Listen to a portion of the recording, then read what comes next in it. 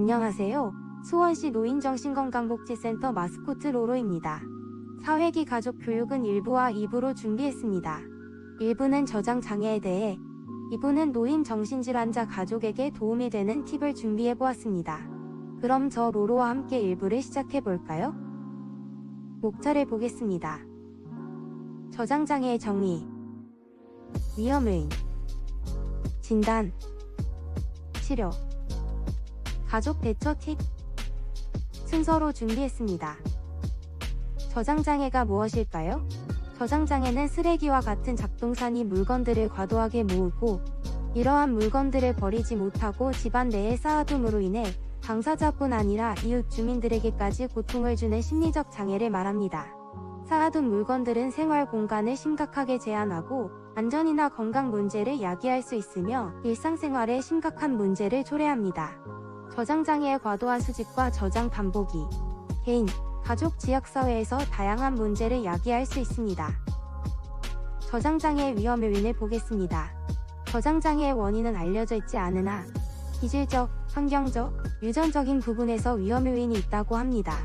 기질적으로는 결정을 내리는 데 어려움이 있는 사람들, 의미를 과도하게 부여하는 성격 등이 저장장애의 위험 요인이 될 수 있다고 합니다. 환경적으로는 사랑하는 사람의 죽음이나 이혼, 해고와 같은 외상적인 생활사건이 있을 경우 고통스러운 기억이 의도를 하지 않아도 계속 떠오르기 때문에 이런 것들을 잊기 위해 무언가 집중할 대상으로 물건을 계속 모은다는 분들도 계십니다. 수집하는 사람들의 약 절반이 가족력이 있다고 보고 있습니다. 그 외에는 뇌 기능이 저하될 때입니다. 예를 들자면 조현병이 길게 가거나 노년기에 판단력과 기억력 등의 인지 기능이 퇴행하면서 치매 증상의 하나로 동반되는 경우도 있습니다. 저장장애의 진단은 다음과 같은 증상들이 있을 때 저장장애로 진단할 수 있습니다.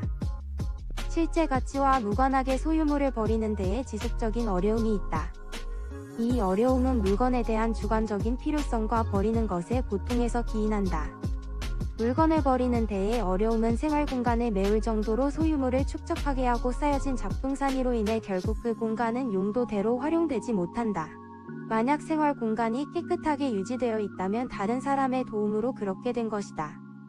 이러한 증상들은 큰 고통을 유발하거나 사회적, 직업적, 다른 기능적 측면에서 손상을 가져온다.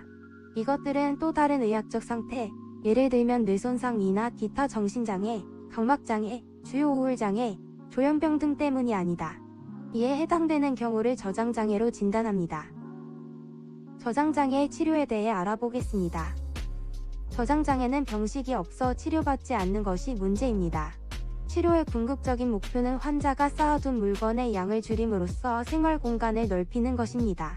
환자가 가지고 있는 언젠가는 필요할지도 몰라 고쳐서 쓰면 돼와 같은 잘못된 인지를 교정하며 버리는 것에 대한 불안, 고통을 다루는 것에 초점을 맞춥니다.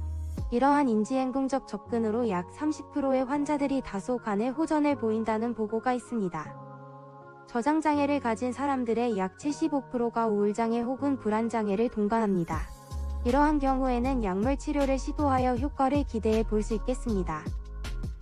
저장장애가 심해지면 환자의 낙상 위험, 화재 위험 등이 발생할 수 있기 때문에 적절한 조치가 필요할 수 있습니다.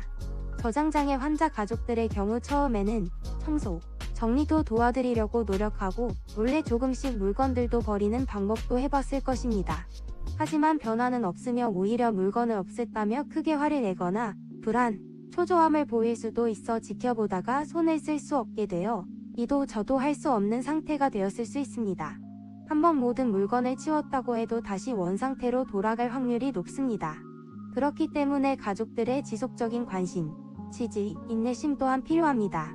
그리고 전문의와의 상담을 통해 저장장애의 원인에 맞는 치료가 필요합니다. 하지만 가족이 나서기 힘든 경우도 있습니다. 이런 경우에는 각 관할 행정복지센터에 도움을 요청하는 방법도 생각해보는 것이 좋겠습니다.